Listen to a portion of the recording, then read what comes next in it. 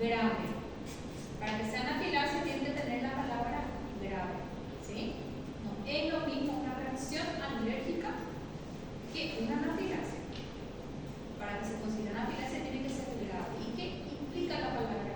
La palabra grave tiene criterio diagnóstico. Esa palabra grave tiene un criterio que le hace decir grave. Eso es lo que vamos a mirar en un poquito, que es muy frecuente en la consulta pediátrica, en la atención de urgencia. Ayer vimos un hospital de 3 anafilaxias, una pneumonia, así en un catarro.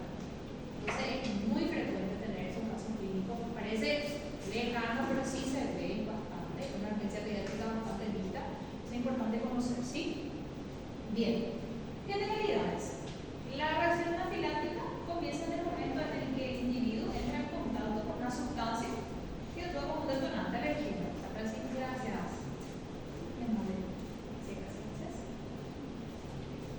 En pediatría, la mayoría de las anafilaxias están producidas por alimentos. Mayor alergeno que produce anafilaxia pediatría por alimentos. En adultos, fármacos e insectos. Adultos, insectos, fármacos. Pediatría, mayor porcentaje alimentario. ¿Sí? Vamos a ver un poquitito la distribución. ¿Se ve bien? ¿Se entiende bien? Yo sí me entero. Sí. Bien, aquí hay una tabla de distribución de frecuencia de que nos pueden dar anafilaxia o alergia. Tenemos, ven un poquitito arriba, tenemos el factor edad y en esta columna tenemos la variable alimento, ¿sí? En el menor de 6 años, 93% de los casos, obviamente por alimentos. Esta frecuencia de alimentos disminuye relativamente con la edad. Ven que entre 13 y 17 años ya es un 43% nada más, y esto va disminuyendo con la edad, ¿sí? Bien, dentro de estos alimentos, ¿cuáles son los más frecuentes? ¿Cuáles son los más frecuentes? Frutos secos, ¿sí? Frutos secos en general. Avellana, maní, todos esos frutos secos que se consumen causan bastante. El cayú que consume bastante ustedes, ¿verdad? Brasilero, hay otros frutos secos que consumen almendras también, ¿sí? Son causas frecuentes. El maní en Paraguay es una causa frecuente de alergia, de reacción alérgica, ¿sí? Tenemos también el huevo. En pediatría el huevo es 14% de los casos alergia al huevo. Leche, alergia a la proteína de la leche de vaca, ¿sí? De ahí la importancia de la lactancia materna para no generar antes del tiempo este tipo de alergia, ¿sí? Después estaban incluyendo insectos. Ven que en pediatría en este rango etario prácticamente un 2% nada más. De 13 a 17 años, insectos ya cobran un mayor porcentaje, ¿sí? Y alimentos en ese rango etario, esa franja etaria ya es menor, ¿sí? ¿Está bien? Siempre tengan en cuenta el factor alimentario en pediatría, no que no vaya a tener otras causas. El factor alimentario, frutos secos, huevos, leche, cacahuete, maní. Esta es una literatura española, cacahuete es maní, ¿sí? Amendoín. Ese es una variante de fruto seco que creo que ni hay por acá. Pero para nosotros, maní, que es el que más comemos, ¿verdad? Sí, y otro en Brasil, castaña, cayú, amendoín, que yo se suele escuchar bastante que mencionan los libros también, ¿verdad? Pero frutos secos en general, ¿sí? Huevo, es bastante, el huevo da leche graves, ¿sí? Bien. Cuadro clínico, ¿sí? Cuando yo hablo de anafilaxia, cuando yo le digo, por ejemplo, a esto, anafilaxia, ¿qué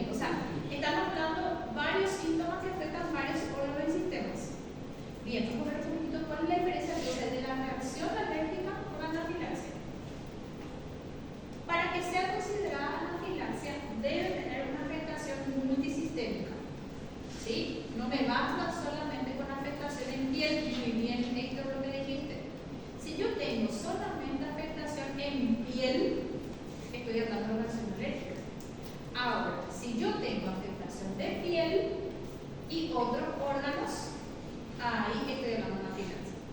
No es lo mismo tener abones, que es lo que quiso decir compañero, abones, ¿recuerdan que eran los abones? ¿Qué tipo de lesiones eran los abones cuando vimos exantemas? ¿Recuerdan? ¿Sí? Los abones. Entonces, no es lo mismo tener abones en piel y no tener dificultad respiratoria a de tener abones en piel y tener dificultad respiratoria o otro compromiso sistémico. Entonces, primera idea a tener en cuenta, hablo de anafilaxia cuando tengo afectación de piel sumado a afectación de otro órgano. ¿Cuáles son esos otros órganos y cuáles son los otros síntomas? ¿Sí? Puede ser piel y aparato respiratorio, digestivo o cardiovascular. ¿Sí? Piel en un 90% presenta síntomas cutáneos, siendo la más frecuente la urticaria, angioedema, prurito e edema. Estas son las lesiones clásicas. Este sería la urticaria, sería el diagnóstico, ¿verdad?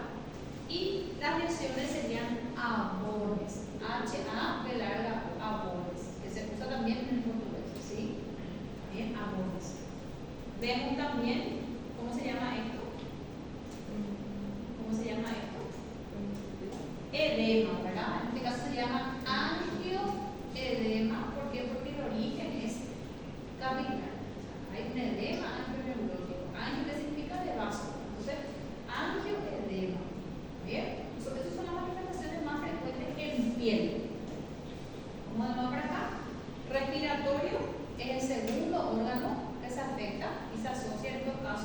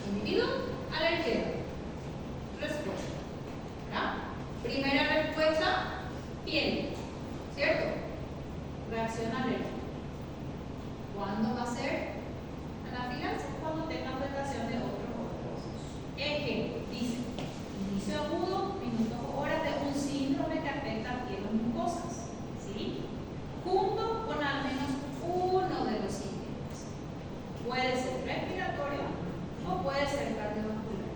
¿Se entiende? Entonces, para la anafilaxia decimos lo mismo que la mencioné al inicio: individuo susceptible, alergeno, afectación cutánea y otro órgano del sistema. Más frecuente suele ser respiratorio. Bien, ¿qué dice el criterio 2? Por decir lo mismo que está diciendo en español, en la vuelta nomás para decir la misma cosa, ¿verdad? Bien. Aparición rápida, ojo. La palabra rápido o agudo también es importante. No es que mi reacción alérgica se instala de a poco, en 15 o 20 días. El inicio de la reacción alérgica o de la anafilaxia es agudo, ¿verdad? Aparición rápida de dos o más de los siguientes síntomas: afectación de piel mucosa, compromiso respiratorio, disminución de la presión arterial o síntomas de apnea. Es básicamente lo que dijimos, ¿sí? ¿Se entiende? ¿Se entiende? Porque a veces yo veo que confunden mucho. Está bien confundir, pero ya son temas que son un poco más difíciles.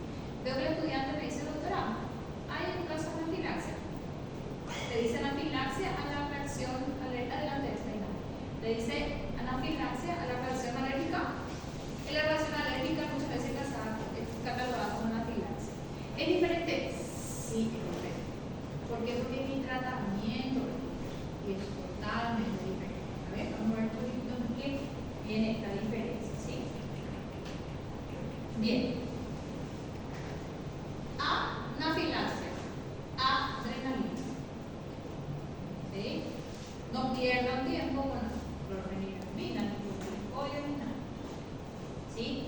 En todos los años que yo pregunté a los estudiantes, vi que en todos los años los prácticos de la línea salen anafilaxia. Es un tema que siempre se pregunta. Si no se pregunta en el práctico, lo tenemos que ir. Es el top 10 de las preguntas más vistas. ¿Por qué? Porque no son leídas. Entonces, manejen anafilaxia, adrenalina.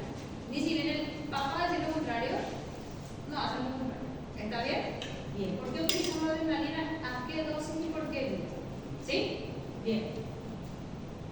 Al igual que los antibióticos parenterales en la sepsis, ojo, antibiótico en sepsis es sagrado, adrenalina en anafilaxia es sagrado. ¿Sí? Bien. Es la única medicación de primera línea. ¿Qué significa primera línea? Primera opción. ¿Y primera opción? Como mi novio y después mi otro novio. Primera opción, siempre hay una primera opción, ¿verdad? ¿Sí? Es la primera opción, ¿sí? Bien. Mecanismo de acción.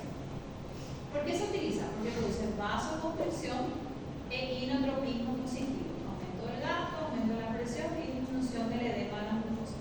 ¿Por qué disminuye el edema de las mucosas? Vimos en la clase de laringitis. ¿Por qué disminuye el edema de las mucosas? ¿De qué tipo de edema estamos hablando? ¿Edema inflamatorio? No. ¿Edema de qué tipo? Angioedema. O sea, hay una vasodilatación de esos vasos, por ahí se produce la extravasación de líquido. ¿Sí que hace la adrenalina con ese vaso? Y disminuye esa presión hidrostática y por el efecto rápido, ¿verdad? Bien. También tiene efecto broncodilatador, ¿sí? Disminuye la resistencia a la vía aérea. ¿Qué podía haber en la anafilaxia? Dificultad respiratoria, sibilancia, síntomas laringitis, o sea, dos cosas que estoy tratando acá. Bien. Y actúa también sobre los mediadores químicos. Pregunto, ¿por qué no utilizar la adrenalina? Por todo esto, perfecto. Recuerden siempre ustedes, entre la anafilaxia y el shock anafiláctico prácticamente no hay diferencia. Entonces,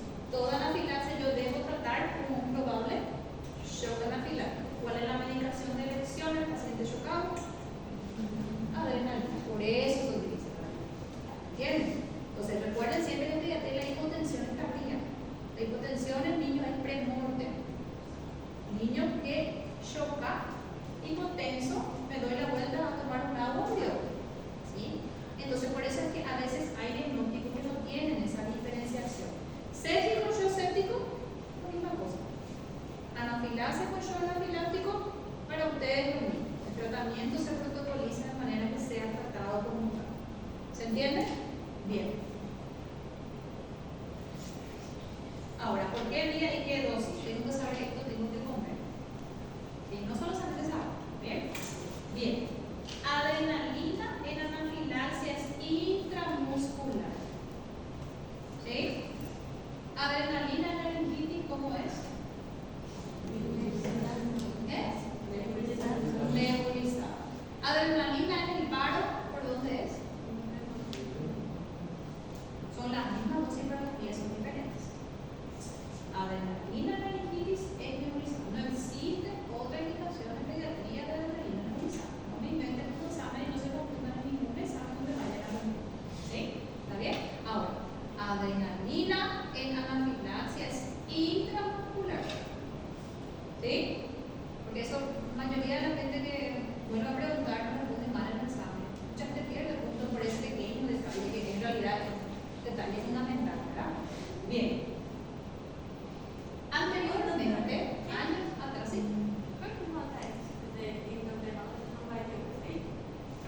Y no estamos en un caso de paro, estamos en un caso de shock. No es que no va a hacer efecto, va a tener un efecto más inotrópico primero y tu riesgo de muerte es mayor, ¿verdad? Lo que sucedió con este niño que murió, la licenciada en vez de ser nebulizado, quizás le hizo la misma dosis, pero tampoco es lo mismo, ¿verdad? Porque 3 ampollas nebulizadas no es lo mismo que 3 ampollas por día endovenosa. La dosis del adulto es una ampolla. No sé cuánto pesaba el niño, ¿verdad? ¿Qué es? El efecto endovenoso es directo cardíaco y después ahora el efecto intramuscular tiene otra absorción y el efecto inhalado tiene otro lugar de actuación. Entonces lo mismo, aparte que las dosis son distintas, ¿verdad? Para no nebulizar, sobre todo para la otra vía, ¿verdad? Bien. Intramuscular se consiguen picos plasmáticos más rápidos que por vía subcutánea. Anteriormente, estamos hablando de 5, 7, 10 años atrás, se hablaba mucho de adrenalina subcutánea. Se hacía mucho subcutáneo para, no sé si habrán escuchado, lo que ya no les tocó a ustedes en su generación. Pero si leen libros antiguos, en la anafilaxia se utilizaba subcutáneo. ¿Cuál era el problema? Dos cosas. Primero, que subcutánea era un poco más lento. Pero el principal problema de la subcutánea es que es más difícil de administrar. ¿Sí? Necesito que la persona que administre subcutáneo sepa administrar subcutáneo. Entonces, ¿qué pasaba en la urgencia? Se retrasaba mucho el uso. Vamos a suponer que empieza a la urgencia, se recibió hoy de médico, tampoco es enfermería, perfecto, está bien, es médico, no enfermera, ¿verdad? Le tocó a Andriesa, primera vez en su vida, hacer una inyección subcutánea. Es mucho más difícil que hacer una intramuscular. Entonces, por eso también se cambió, por la forma. Entonces, la gente perdía tiempo. Ay, qué ángulo, qué lado, qué cosa, puse mal, mala dosis, asociación errática. Entonces, suspendí. Se hizo un estudio y se vio que la absorción intramuscular incluso era mucho más rápida que la subcutánea, que dependía de la técnica. ¿Verdad? ¿Entendido? Bien. ¿Qué dosis utilizo? 0,01 miligramos kilo. ¿Sí? Lo que se consigue mediante la administración de 0,01 ml kilo. O sea, lo mismo. ¿Puedo hablar en miligramos o en ml? ¿Me conviene hablar en ml? ¿Sí o no? ¿Sí o no? ¿Por qué? Porque ya voy a tener la dosis establecida. No tengo que hacer ninguna conversión matemática, ¿verdad? De adrenalina pura. O sea, de esto que está aquí, ¿cuánto ml tiene? ¿Cuántos miligramos por ml tiene? 1 miligramo por ml, ¿verdad? Bien. Mi paciente tiene 10 kilos. ¿Cuántos ml de adrenalina va a recibir? Hagan su calculadora. Hagan su calculadora. ¿Qué dice la dosis? 0,01 ml por kilo. ¿Verdad? ¿Cuánto pesa mi paciente? 10 kilos. ¿Cuánto va a recibir ml de adrenalina? ¿Por qué vía? Ya. Hasta un máximo de 0,5 ml. O sea, lo máximo que va a recibir el paciente pediátrico va a ser la mitad de la ampolla, ¿verdad? Mi paciente pediátrico de 13 años tiene 80 kilos. ¿Por cuánto va a recibir?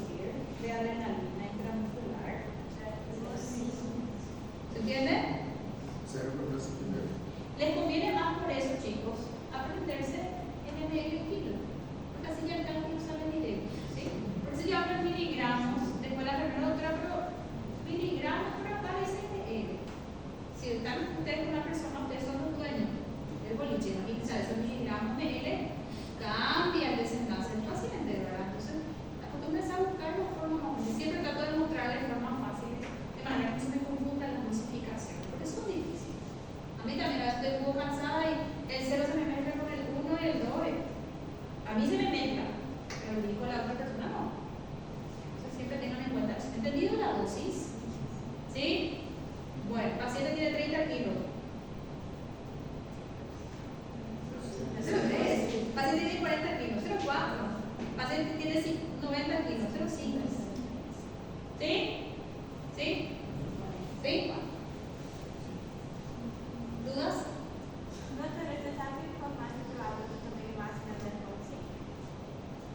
Yo creo que es una vez de una doble de 0,5 y salió. Yo me acuerdo que la dosis más de nuestro 5, ¿verdad? Salió súper bien, ¿verdad? Pasé acá y no estaba nadie. Pues sabes que es 0,5 y David con ella. Yo le llamaba al médico y salió. Nadie me dijo nada. ¿Cómo que usamos? Entonces, yo mirando así el señor gigante. Y gente que no había gente dando vueltas, sabe que cargas así y me hace, chao, me voy. Bien, ¿verdad? Pero creo que tengo que mirar. Para mí que es una apoyo para el lado. En el caso es bien. En caso de respuesta insuficiente, se puede repetir la dosis cada 5 a 15 minutos. Nunca tuve que repetir. El protocolo habla de casi nunca repetir. Porque mejora enseguida. ¿Sí? Bien. En caso de broncoespasmo, broncodilatadores, ¿verdad? ¿Cuál es el broncodilatador que se utiliza en las infecciones respiratorias? Salbutamol, perfecto. Muy bien. ¿Y cuál es la dosis de salbutamol en pediatría? Ya estamos repasando, ya tenemos examen final y B4 ahí en la vuelta de la esquina, ¿verdad? ¿Cuál es la dosis de salbutamol en pediatría? Amiris, dosis de salbutamol en pediatría. Ana, Giovanna, ¿alguien? ¿Quién da más? Bueno, vamos a repasar la siguiente clase de infección respiratoria otra vez, ¿verdad? Repasa, ¿sí? Bien. En caso de broncoespasmo, entonces salbutamol, ¿sí? En caso de estridor laringio, ¿qué debe utilizar? ¿Qué dosis de adrenalina nebulizada debe utilizarse? Bueno, vamos a mirar. Es para la nebulizada varíola. Bien, los corticoides y antihistamínicos no son fármacos de primera línea. ¿Qué significa que no son fármacos de primera línea? No voy a perder mi tiempo dosificando el corticoide todavía, no voy a perder mi tiempo dosificando el antihistamínico. ¿Está bien? ¿Por qué enfatizan esto? Yo pongo un caso clínico en la clase y lo primero que tomar también antihistamínico del corticoide. Parece que no dejen nada en la clase. Entonces, por lo menos creo que aquí no va a suceder, ¿verdad? ¿No? No, perfecto. Bien, hasta aquí con esto, ¿verdad? ¿Una fila se ha entendido? Vamos a mirar la mitad, aunque sea urgencia rápida, no terminar todo hoy, así que... Sí. Para falar que é um choque anafilático, qual que seria mais? La hipotensión. Sí, pero ya se preconiza que ya estés en el límite. ¿Entendés? Sí, eso va a ser shock anafiláctico. ¿Está bien? Tu hipotensión. Perfecto. Bueno, ¿y cómo voy a saber? Voy a revisar estos días otra vez los materiales. ¿Cómo voy a saber hipotensión en niños? ¿Cómo voy a saber? ¿Cómo voy a saber cuándo es hipotensión? Porque eso me preguntaste.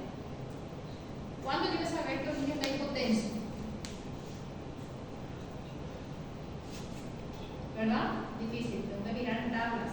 Hay una forma fácil, anoten eso, ¿sí? Para ustedes. Para niños de 1 a 10 años, que es lo más frecuente, 1 a 10 años, es edad por 2 más 70. Por veces. Sí, veces, exactamente. Edad veces 2 sería más 70. Ese sería el límite inferior de la sistólica. Ejemplo, el paciente tiene 8 años. 8 por 2, 16. Más 70, 86. Entonces está hipotenso cuando su sistólica es menos de 86. ¿Entendiste? ¿Sí? Eso puede utilizar para tener en cuenta el rango de hipotensión. 3 años tiene el paciente. ¿Cuándo se va a considerar hipotenso? ¿Cuánto? 76. ¿Entendieron? Entonces guarden eso. Es muy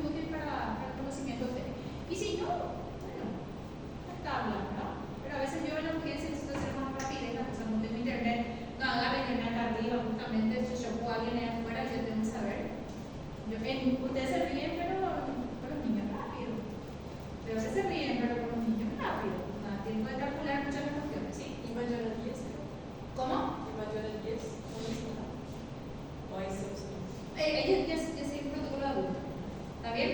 Y en el lactante menor a 1 año, ahí sí ya es por tabla. Este ya no tiene opción también. ¿Está bien? ¿Sí? Bien. Y si quieres ser más específico, para el superior, para hipertensión es 90 meses. ¿Ven? 90. Si tipo tiene por encima de eso, 90. Bien. Seguimos. Doctora, ¿y hay cáncer de hipertensa? ¿Hay cáncer de hipertensa? ¿Qué síndrome nefrítico? Sí, hay muchísimo hipertensión. Con mis adolescentes obesos y demás. Muchísimo. Síndrome metabólico. Tengo que volver a leer de adultos porque una alta incidencia de síndrome metabólico. Ay, yo no quiero ver esa de colesterol, la adulto no me gusta. Volver a revisar. Un poquito. Mucho síndrome metabólico en adolescentes. Bien. Seguimos un poco más hasta la mitad. Descansamos. ¿Puede ser? ¿Sí? Bueno. Urgencias respiratorias. Por suerte para ustedes, esto ya es repaso. Debería ser repaso, ¿verdad? Bien. Entonces, todo el conocimiento pediátrico ahora ya hay que poner en función de esa urgencia. ¿Estamos? ¿Sí? Bien. Crisis asmática, voy a hablar de asma por encima. De asma ya hablamos cuando hablamos de respiratorio. Ahora me va a interesar el protocolo de manejo, ¿sí? Más que el diagnóstico. ¿Está bien? Bien. Pregunto para avanzar, no para torturar. ¿Cuándo hablo de asma en un niño? ¿A partir de qué edad hablo de asma en niños? 4 años, ¿cierto? ¿Y antes de 4 años qué es? ¿Y ese de 2 a 4 qué es? Un limbo que está ahí para ser definido, sibilancia recurrente, ¿verdad? Que puede que sea asma o puede que no sea. La gran mayoría es. Entonces, para hablar de asma, 4 años, ¿y qué tiene que tener ese paciente de 4 años para encima, para que yo piense en asma? ¿Qué tiene que tener? Desencadenada por una lengua. Muy bien, también. ¿Otro? ¿Qué más? Muy bien. ¿Otro más? Antecedentes de recurrencia. Así como la epilepsia, ¿verdad? Paciente que convulsiona siempre es epiléptico, ¿cierto? Paciente que siempre tiene broncoespasmo ante un alergeno, se puede considerar asmático, ¿verdad? ¿Y qué tiene que tener ese broncoespasmo de ese paciente? ¿Ya vieron esto en la neurología? Respuesta al beta 2. ¿Quién es el beta 2? Heitor, ¿entendiste? Perfecto. ¿Entendieron? ¿Sigo? Adelanto, paso. Bien.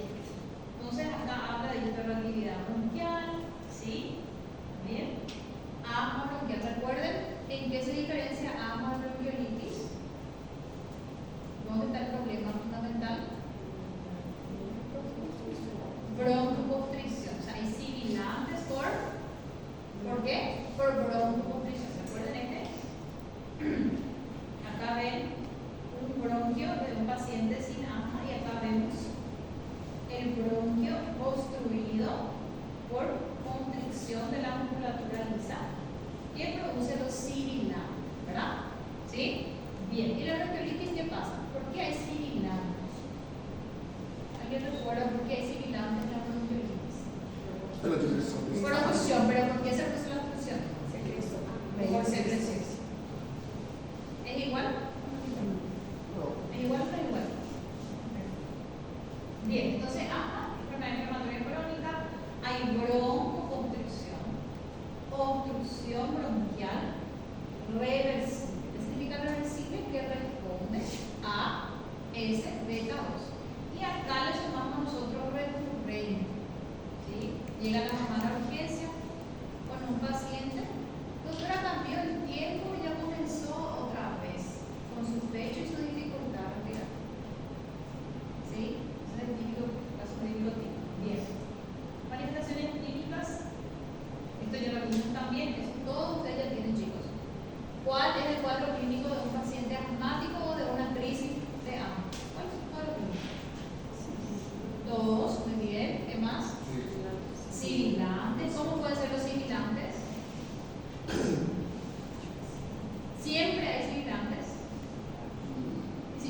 paciente que no tiene sibilante, está con dificultad respiratoria,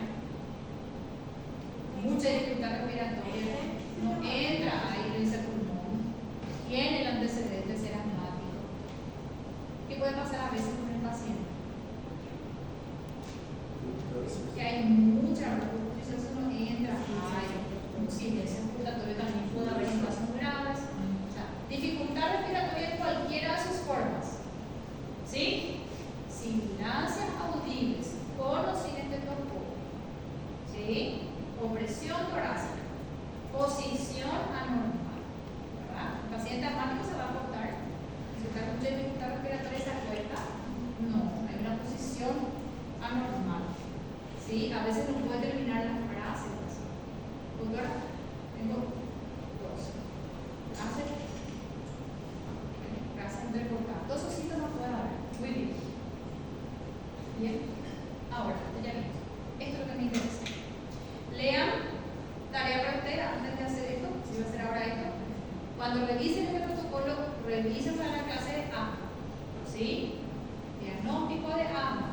Fisiopatología de asma, porque entra. Si yo no voy a detener los peñaditos. ¿Qué me interesa? Ahora manejar el protocolo en la urgencia. ¿Está bien? ¿Sí? Bien. Vamos a hacer un poquito ahora. Crisis asmática. Llega un paciente en la urgencia que yo catalogo como una crisis asmática. ¿Sí?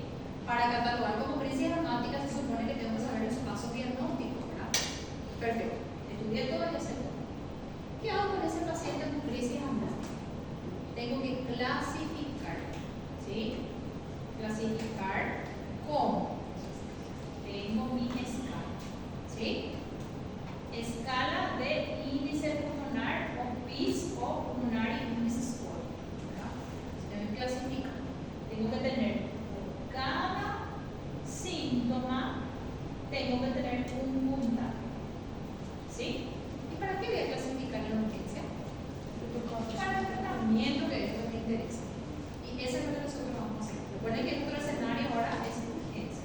Todos son módulos de urgencia. ¿Sí? Bien. Crisis asmática leve. Paciente catalogado como crisis asmática leve es aquel que tiene menos de 7 puntos en mi escala. ¿Sí? ¿Qué hago con ese paciente? Salbutamol inhalado. ¿Qué significa inhalado? ¿Qué significa inhalado? Salbutamol inhalado. ¿Un cartucho? Exactamente, ¿verdad? ¿Cómo se llama eso? Vamos a recordar otra vez. Dispositivo.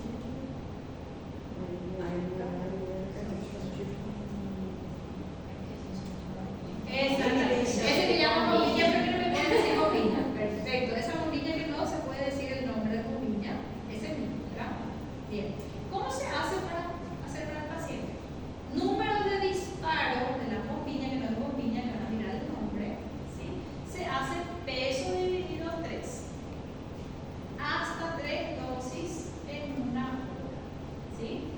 Ejemplo, el paciente tiene, vamos a poner acá, 20 kilos. ¿Cuánto número de disparos le voy a dar? Aproximado. 20 dividido 3, ¿cuánto da? ¿Cuánto?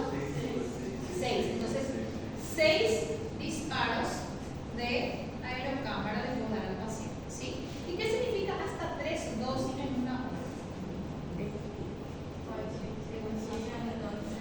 Exactamente. Pues yo explico a veces, doctora, pero porque si ahí dicen 3 dosis. Dosis significa veces la administración. La dosis del paciente es la que se calcula, ¿sí? Vamos a ver después cuál es su máximo. Y debe iniciar prednisona por vía oral 1 a 2 miligramos por kilo. ¿Sí? ¿Ya van recordando esto? Van recordando ahora que vamos viendo, ¿verdad? Entonces aprovechar y agarrar esto ya por el examen final que nos va a servir para todo. ¿Bien? ¿Sí? Bien. Valoración luego de 15 minutos de la última dosis. ¿Por qué 15 minutos? El tiempo de vida media. Cada minuto que está frente a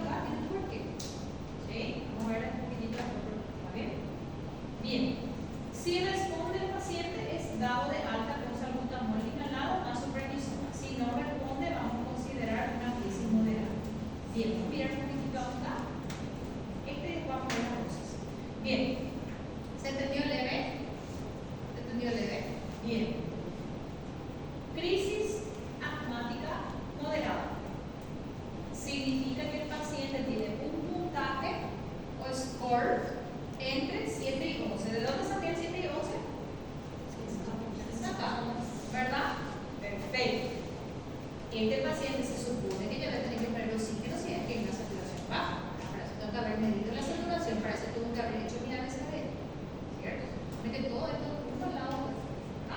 Bien. Dos opciones. Puedo usar inhalado o nebulizado. ¿Sí? ¿Cuándo es nebulizado? ¿Nebulizado cuál es? Cuando utilizo un consuelo, ¿verdad? Una forma líquida, pues se utiliza ahí. Bien. Puedo hacer bisalbutamol inhalado, la misma dosis que en la leve, ¿sí? O puedo hacer nebulizado. NBC no significa nebulizado, ¿sí? Bien. Vamos a mirar un poquito cuál es la dosis nebulizada. ¿Recuerdan esto? La dosis de salbutamol nebulizado, ¿cuál es? Una gota por kilo hasta máximo de 20 gotas. ¿Está bien? ¿Sí? Si mi paciente pediátrico obeso tiene 30 kilos, ¿cuántas gotas voy a utilizar para nebulizar? ¿Verdad? Yo me ponen 50 en eso. Entonces, vuelvo a hacer unas votaciones, ¿sí? Bien. Puedo utilizar salbutamol solo, tanto nebulizado como por aerocámara o bombilla, como dicen ustedes, ¿cómo se llama? O puedo utilizar salbutamol más bromuro de hidratón. ¿Sí? Ahora, ¿qué es bromuro de hidratón? ¿Sí? Puedo utilizar cualquiera de ellos solo o puedo utilizar combinado. ¿Está bien? Bien. Acá está lo que ustedes quieren saber. ¿Sí? Dispositivo inhalador en cartucho presurizado. Si no se van a acordar de ese, MDI o DMI. Los brasileños le llaman DMI. ¿Verdad? MDI en inglés. También conocido en Paraguay o en otros lados como aerosol o puff. ¿En algún lado dice bombilla? No, bombilla dice la señora de la esquina que no conoce de medicina. ¿Sí? Yo soy médico. ¿Estamos? ¿Sí? Bien, entonces, dispositivo inhalador. Ahí hacer. Dispositivo inhalador. Tiene un poquito más. Ahora sí quiero hacer un poquito más. Bien, ¿cómo se hace en pediatría? ¿Alguien usa esto de ustedes? ¿Alguien usa esto? ¿Alguien usa esto? ¿Ustedes? ¿Ustedes adultos? Nadie. ¿Nadie nunca utilizó? ¿Vos utilizaste? ¿Es fácil o es difícil usar? Para vos que sos adultos. Y colaboras. El niño, entonces el niño tiene que utilizar en lo que se llama espaciadores o también se llaman como aerocámaras. ¿Sí? ¿Por qué? Para favorecer un medicamento. ¿Cómo se utiliza? Eso ustedes ya saben, ¿verdad? ¿Cómo se utiliza? ¿Alguien recuerda? Decime eso, muy bien, tiene que destapar, porque no destapan a veces, parece lógico, pero no es. Esas cosas yo tengo que enseñar una señora, destapa, girar, se ríe, pero es así, la gente no hace. Destapar, ¿verdad? ¿Qué hace? Agita, pone en un agujero que está allí. ¿Para cima o para abajo? Para sí, siempre que hacen cualquier cosa, hacen Kama Sutra de en serio les digo que entonces se ríen, no funciona. Les juro que les puedo contar que me dice una señora Micaela que se llama. Bueno, que si agarra esto y la mascarilla, ¿dónde se dispone? ¿Cómo se dispone? Parece lógico, pero no es. ¿Cómo se dispone? Puente nasal y mentón, ¿verdad? Porque hay unos que agarran solo acá, porque no compraron y compraron mal. Otros agarran la cara entera del niño. Entonces, puente nasal y mentón, ¿cierto? Y ahí se procede a dar el disparo. ¿Qué se hace con ese disparo?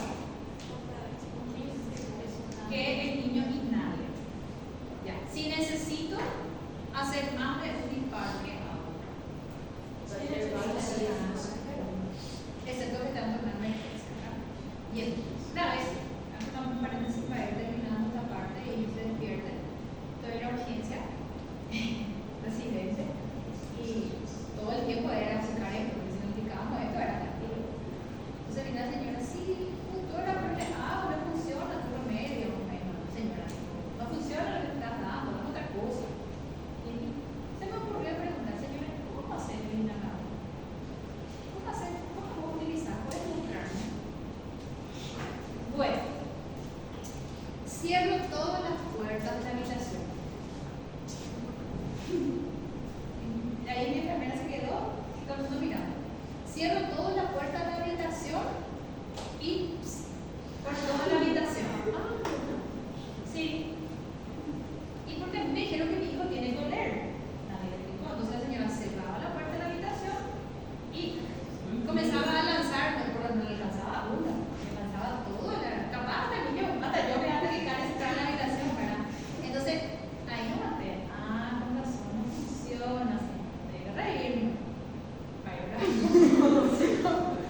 Con razón, no funciona. Y eso, pero ahí me acuerdo de la imagen, mi compañera verde, científica, la risa, ¿verdad? Y yo, bueno, señora, vamos a mostrar. Me dice ella. Nosotros nos reímos, pero en realidad eso es un fallo en el tratamiento, es una reconsulta, es una complicación. Entonces, siempre que yo estoy con algún estudiante, en urgencia, interno, algo, está conmigo, puedo mostrarle cómo se utiliza. Y la mayoría no sabe, no conocen. Y antes lo conocen, entonces como quieren tenemos que enseñar. Entonces, para Aleja, saber utilizar el dispositivo inhalador con el correcto espaciador. ¿Hasta cuándo se usa espaciador? Algunos libros hablan hasta 10 años, hasta 7 años. Yo hablo de que cuando el niño colabora, porque también hay espaciadores para adultos, hay adultos que no saben hacer. Sí, hay espaciadores de adultos, no hace falta que sepas hacer. Si no sabes hacer, si tenemos guía y tenemos por qué no hacemos un dispositivo que ayuda a nada. Bien, ¿se entiende hasta aquí? Acá está la técnica de administración, esto lo dejo para que usted lo lea, nuevamente lo copia acá. Si hacen falta preguntar el examen, voy a preguntar para que aprendan a utilizar los dispositivos que facilitan este tratamiento. ¿Está bien? Bien. Esto, básicamente, ¿verdad? Una forma más elegante. ¿Sí? Quando não tem um espaçador, pode fazer direto só na máquina? ¿Para quién? No bebê? Se não tiver, não faz. Un besito con la mascarilla así, pegada a la mascarilla sin el espaciador, tú lo debes utilizar. Sí, solamente que ¿qué te va a pasar? Luciana, ¿qué te va a pasar? Que cuando uses la mascarilla sin el espaciador, o sea, si el niño no abre la boca y no respira, el medicamento queda aquí. ¿Entendés? Sin embargo, en el espaciador da tiempo de aerosolizar para que lo que yo vi ya que algunas personas utilizaban. Me surgió duda. Vi con niños grandes y funcionó.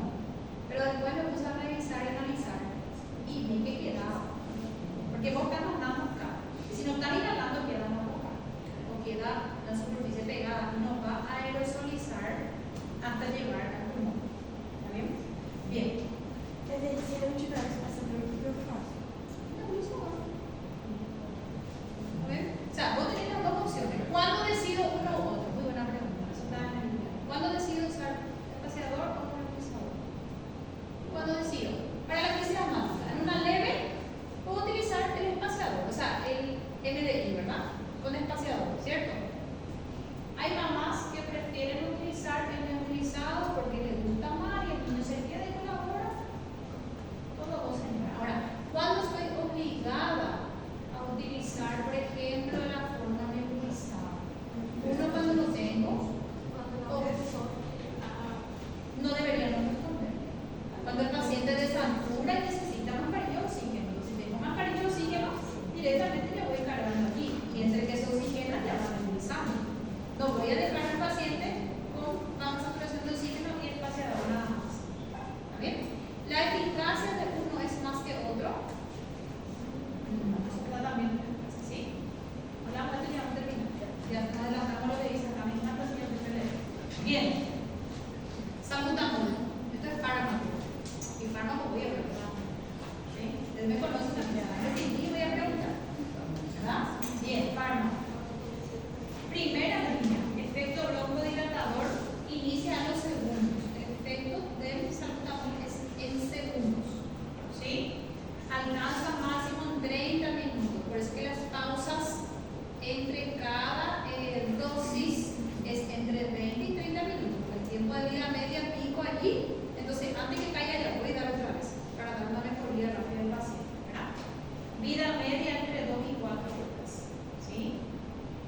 Se debe administrar preferentemente con inhalador. presurizado y cámara espaciadora. Son los nombres correctos, ¿sí? Inhalador presurizado y espaciador o cámara espaciadora, ¿sí? Esta forma es tan efectiva como la vía nebulizada, mucho más efectiva. La mayoría de los niños pequeños no se quedan por la nebulización. Demora, que termine el medicamento demora 10-15 minutos. Imagínate un niño generalmente vamos a poner, no sé, 4 o 5 años, tener que sentarse. La mayoría no se queda. Entonces, es mucho más fácil hacer los PAF rápido y continuar con su actividad que hacer una nebulizada. Por eso se hizo cámara, ¿sí? Igual es efectivo. No porque sea nebulizado, no sea muy efectivo. ¿Está bien? Si no responde, es porque no se hizo bien la técnica. Bien. El dispositivo, el MDI, debe administrarse con cámara espaciadora, sobre todo en menores de 4 años, ¿verdad? Hay también ya MDI que no necesitan la mascarilla, que solamente trae la punta. Eso ya vieron. ¿No vieron todavía? Hay salbutamol, es espaciador y tiene una boquilla, tipo, no sé, un saxofón. Realmente, voy a tirar ahí. Otra forma también, ¿verdad? No me gusta. A mí que es mejor forma, ¿verdad? Bien. Se reserva la vía nebulizada para crisis grave. Aquí está la respuesta, Ana. ¿Sí? Bien. Bien. Acá vuelvo a hablar del mismo, vuelvo a hablar de las dosis que ya hablamos, ¿sí? Para el MDI se calcula peso del paciente dividido entre mínimo 5 pulsaciones y máximo 10. Si el paciente tiene 100 kilos, no voy a hacer más de 10. ¿Sí? Siempre hay un mínimo y un máximo. Recuerden, me pongan después infinitas dosis de salbutamol, ¿sí? Cada pulsación corresponde a 100 microgramos. Bien. Dosis para vía nebulizada, nebulizar con oxígeno a flujo alto, 6 a 8 litros por minuto. ¿Sí? Voy a cargar mi dosis. Puedo cargar una dosis calculada de forma elegante y de forma no elegante. ¿Qué significa eso? Mi forma elegante es 0,15 miligramos por kilo. Mi forma más fácil, ¿cuál es? Una gota por kilo hasta ahí. ¿Entienden? ¿Sí? ¿Qué preguntan en los exámenes? Ni tanto yo. Preguntan esto. Los brasileños me encanta preguntar si esa puta muy bien. ¿Sí? La colareta a mí me gusta. A mí quiero que aprendan. Pero tienen que saber también la dosis. Correcto. ¿Está bien? Bien. ¿Entendido? ¿Sí? Entonces, aprenderse con. El tratamiento inicial suele realizarse con 3 dosis de broncodilatador en la primera hora y después se va repitiendo según se necesita. ¿Está bien? Corticoides. Todo paciente que es atendido por crisis de asma debe recibir su dosis de corticoides. No puede salir de mi urgencia sin haber recibido la dosis de corticoides. ¿Está bien? ¿Sí? Mi tratamiento de asma o de crisis asmática, de cautela de asma, no de crisis asmática. ¿Sí? ¿Se ubican la diferencia? Paciente con crisis asmática debe recibir salbutamol inhalado, por lo que las vías que ustedes prefieran, y el corticoide sistema. Siempre. ¿Sí? No puede salir con salbutamol, no. Corticoide. ¿A qué dosis mi corticoide? ¿Por qué vía? Hora. Siempre que puedan en pediatría, vía hora. ¿Cuáles son mis opciones? Voy a dejar que vean. Desametasona o prednisona o prednisolona. Dexametasona se utiliza por vía varientera, ¿verdad? 0,6 miligramos por kilo, máximo 12. Mi dosis de prednisona por vía oral o la prednisolona. Por suerte, ambos tienen la misma dosis, 1 a 2 miligramos. ¿Estamos? ¿Cuál es la diferencia entre prednisona y prednisolona? ¿Hay diferencia o no hay diferencia? ¿Diferencia? ¿Qué diferencia? ¿Alguien sabe? Dígame una idea. ¿Cuál es la diferencia entre prednisona y prednisolona? Muy bien. ¿Y en qué te beneficia que sea convertida la prednisolona? ¿En qué te beneficia eso? Muy bien. Y la prednisona es mucho más cara. 10 veces más cara. Es el bastante difícil comprar una prednisolona. Prednisona sale 20.000, trae el ministerio. Prednisolona sale 70.000 a 90.000. Depende de la hora. Si compras madrugada, 100.000. ¿Estamos? Bien. Corticoides sistémicos, entonces habla. Acá el bromuro sulfato tampoco. Usted lo ve dejar porque es independiente cuando se utiliza el bromuro. Más nada. Esto mismo lo que dijimos hace rato, ¿verdad? Que van a ver después, plantado de Dr. House con el audio de su casa. Demuestra cómo se utiliza tu cámara. Pero no le funcionaba. Entonces, ¿por qué dejo eso ahí? Justamente para que sepan la importancia de una correcta utilización de la aerocámara. Esa correcta utilización, sobre todo en pediatría, el adulto antes que va a tener, creo yo, sentido común para utilizar, ¿verdad? Adulto, pero el niño sí tiene que depender del cuidador para que esta medicación sea efectiva y que el paciente no se cure. ¿De quién habla? ¿Del paciente o de mí como médico? Si el paciente no se cura, pediátrico, con una presión aguda, ¿de quién habla? ¿Del paciente o de mí? De mí, no se vaya con la doctora Sonia porque no te trata nada y no sabe curar. Nadie va a decir, la señora no sabe